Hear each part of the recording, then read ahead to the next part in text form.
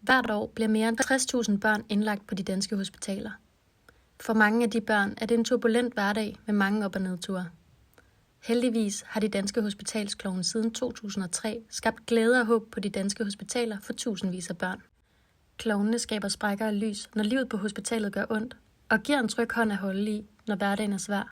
I dag er der 69 uddannede hospitalsklovne, der tryller mere livsglæde frem i en hverdag med sygdom. Men vi mangler mange flere. Derfor har danske hospitalsklovne indgået et samarbejde med Norwegian. For ligesom hos de danske hospitalsklovne, er Norwegian også kendt for deres røde næser. Og på haleroerne af deres fly finder du helte, der har rykket grænser, udfordret normer og inspireret andre. Men det er på tide med en ny halefindehelt. Danmarks første hospitalsklovn, Birgit Bang, var nytænkende og modig. Hun fortjener derfor at blive hyldet. Hun har derfor fået sin plads bag på de nye Norwegian-fly og flyver nu rundt i de danske lufthavne.